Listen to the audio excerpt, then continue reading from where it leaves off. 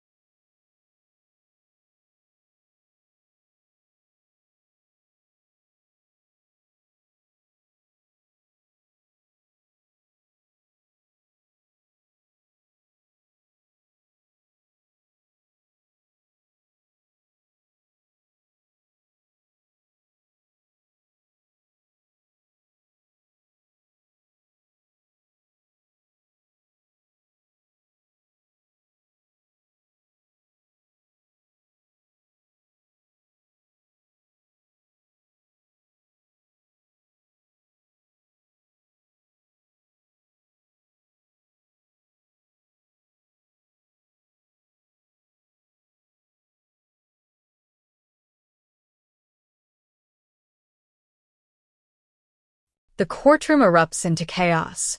Journalists rush the doors, cameras flashing everywhere.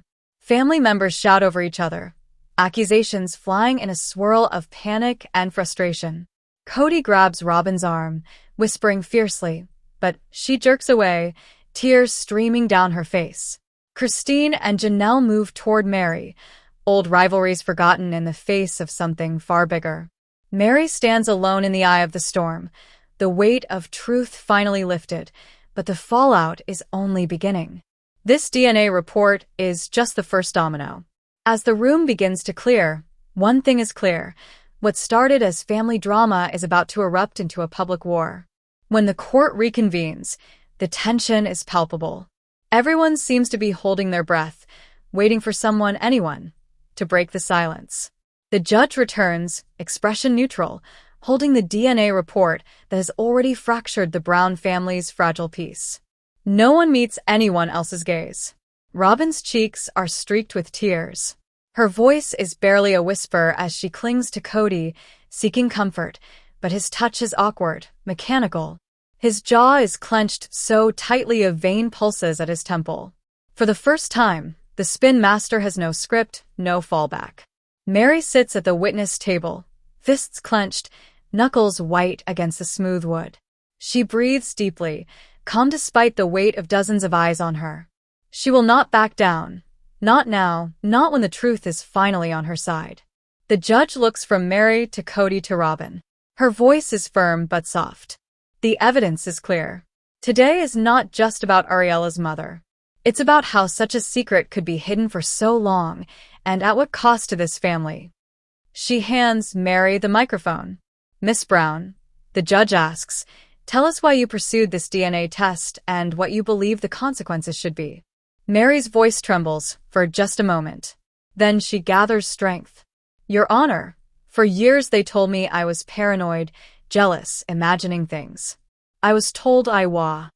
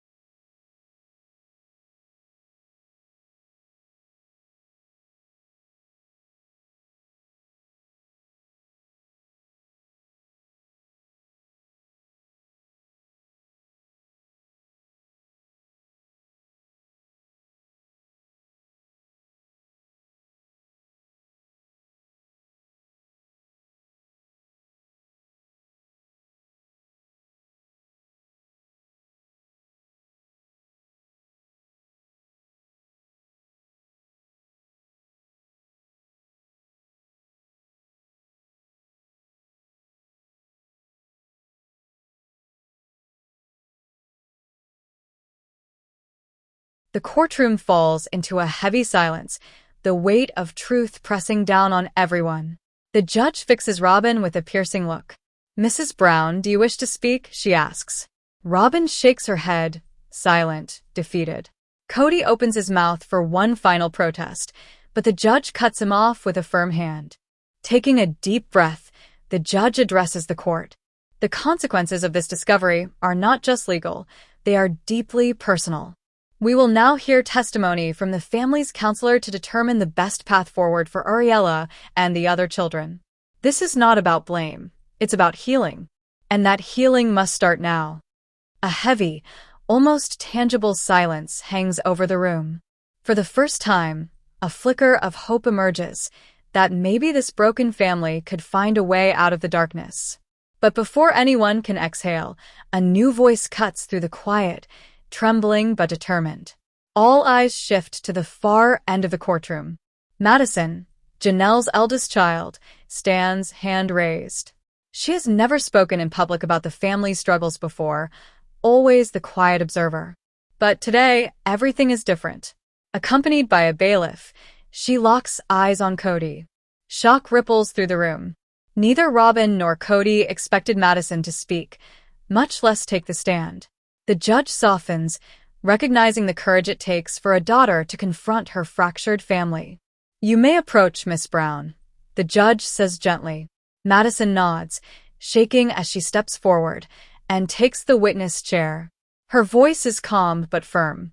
"I never wanted it to come to this," she begins. "I try to hold our family together, even when it was hard. But seeing Ariela cry herself to sleep, watching Mom break down, watching the secrets tear everything apart, I can't stay silent anymore. Somebody has to stand up for the people who can't." Her gaze shifts to Ariela, then to Meri and Janelle. The tension in the room is electric, a daughter's anguish transforming into bravery. Willie. The courtroom vibrates with tension. Kody's calm facade is gone, replaced by wide-eyed panic. The judge turns to Madison. "Do you possess these documents?" she asks. Madison hesitates, then nods. "They're at home, Your Honor. I was frightened. Frightened of what they might reveal. I never imagined it would come this far." The judge nods and orders the bailiff to bring the documents in, assuring a break so the evidence can be reviewed. The gavel thunders. Intrigue hums through the room. Reporters tap furiously, legal staff whisper, and the Brown wives huddle in a tight circle. No longer rivals, they are united by a storm none fully understands. During recess, Meri finds Madison in the hallway. The air smells of anxiety and old coffee. Meri's face is blank, but a small, grateful smile breaks through. "Thank you for telling the truth," she whispers. Madison nods, hugging her tightly. Meanwhile, Kody corners Janelle and Christine. "You're letting her ruin this family," he growls, eyes blazing.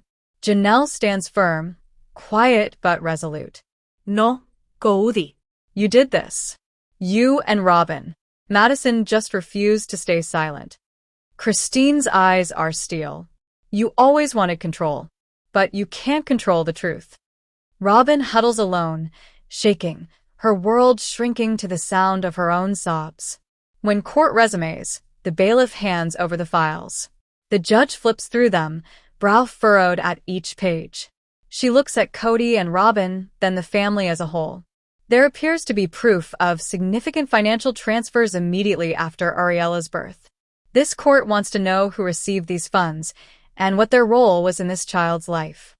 The tension is unbearable. Hope and fear clash in every face, but the names on the documents remain hidden for now.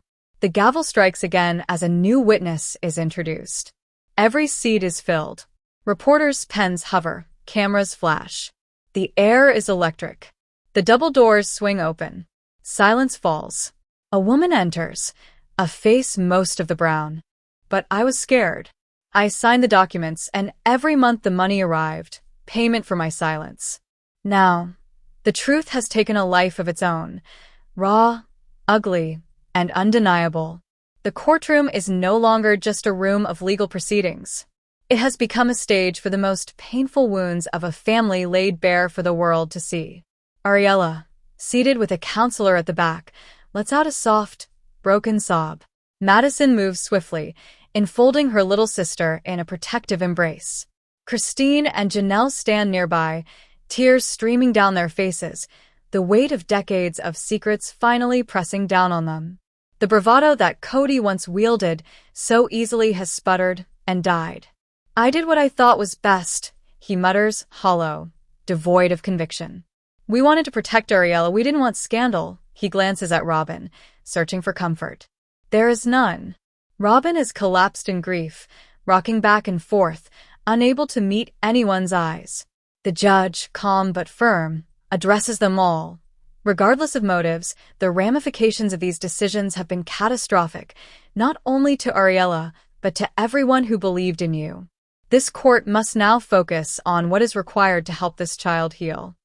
Rachel, still shaking, continues, I never stopped loving her. I thought she'd be better off not knowing, but now I see she is better off knowing the truth, knowing where she comes from. In this instant, every mask falls away. Bereavement, remorse, and longing collide in a spectacle no one can look away from. The judge calls a short recess to let the gravity of it all sink in. The Browns huddle together, not as enemies, but bound by grief. Meri hugs Ariela. Madison reaches for Rachel, a tentative hand extended, seeking a fragile forgiveness. Outside, reporters swarm the courthouse, capturing every face, every tear. The world now knows what the Browns have carried in private for so long. Inside, exhaustion presses down, but so does a strange sense of release. Something important. The reports, surveillance photos, and notes on their personal lives make one thing clear.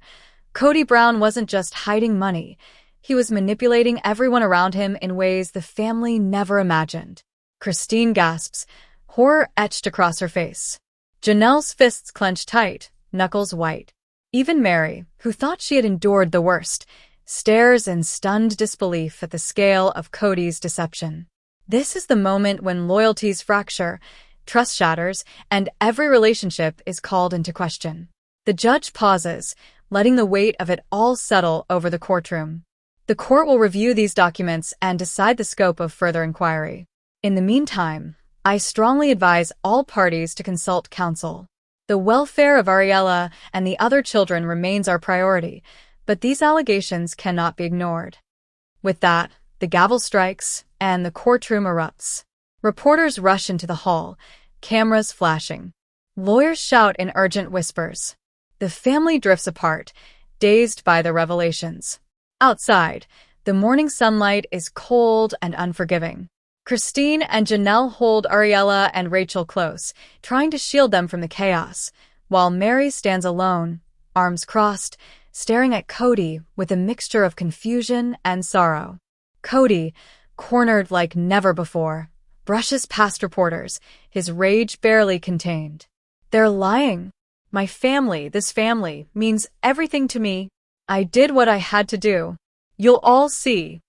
But to anyone watching, the truth is undeniable. The web of deceit is too tangled, too deep, to untangle so easily. And in the next session, the Browns won't just face one another. They'll confront the full force of the law and the scrutiny of the world. Later, in a cramped, nearly empty conference room, the Browns sit together, not as plaintiffs or defendants, but as human beings, exhausted, furious, and raw. The room is minimalist. A square table, a few bruised chairs, an untouched water pitcher. Dust floats in the sunlight stria. The room is shattered. If you've ever been caught between love and the truth, you know the kind of ache that hangs here. Because sometimes, the very things you try to protect someone from, what you hide for love, are the things that destroy it. Ariela sits quietly between Madison and Rachel. She's been strong all day, but now she looks small, shoulders folded inward, as if she could disappear entirely. Rachel reaches out, taking her hand gently, while Madison hugs her other side, a silent promise that she's not alone. At the end of the table, a social worker and a family counselor watch closely. The counselor finally speaks. There's a path forward for this family, she says. But it will require real honesty. The kind that's painful. The kind that faces consequences head-on. You've all suffered under secrets. Now it's time to heal, not just survive. Kody enters last, his usual swagger gone, shoulders slumped as though the weight of the day has finally crushed him. For a long moment, he says nothing, staring at the scarred tabletop. Then, throat rough, he speaks. I thought I could keep it all under control. That if I controlled the story, if I kept all of you in your places, nobody would get hurt. I never intended to lose any of you. But I did. And now I can see what it cost. There's no fury in his voice now. Only defeat, regret, and the faintest glimmer of shame. This is a family at the edge, staring into the void. Every secret, every betrayal laid bare. The question is simple: hold on to the old pain or reach for something better. The counselor turns gently to each woman. Christine speaks first. She wants independence, truth, no more lies. Janelle seeks safety for the children, an end to deceit. Meri demands acknowledgement, not just of the pain, but of her courage in standing for what is right. Robyn, broken with guilt, longs for forgiveness, though she knows it will cost her dearly. Rachel, her voice barely a whisper, speaks next. I want a place in Ariela's wa. The room is shattered. If you've ever been caught between truth and love, you know the ache that lingers here. Because sometimes, the very things we hide for love are the things that destroy it. Ariela sits quietly between Madison and Rachel. She's been strong all day, but now she looks small, shoulders folded inward, as if trying to disappear. Rachel reaches out, taking her hand gently, while Madison hugs her other side, a silent promise that she's not alone. At the end of the table, a social worker and a family counselor watch carefully. The counselor finally speaks. There is a path forward for this family, she says. But it will take honesty, real honesty, and a willingness to face the consequences. You've all suffered under secrets. Now it's time to heal, not just survive. Kody enters last, shoulders slumped, his usual swagger gone. He doesn't speak at first, staring at the scarred tabletop. Then, throat rough, he breaks the silence. I thought I could keep it all under control. If I controlled the story, if I kept all of you in your places, nobody would get hurt. I never intended to lose any of you. But I did. And now I see what it cost. There's no anger in his voice now. Only defeat, regret, and a faint glimmer of shame. This family stands at the edge, staring into the void. Every betrayal laid bare. The question is simple: hold on to old pain, or reach for something better. The counselor turns gently to each woman. Christine speaks first. She wants independence, truth, no more lies. Janelle wants safety for the children, an end to deceit. Meri demands recognition, not just of the pain, but of her courage in standing for what is right. Robyn, broken and guilty, longs for forgiveness, though she knows it will come at a cost. Rachel, voice barely a whisper, shares her greatest wish. I want a place in Ariela's world if she'll have me.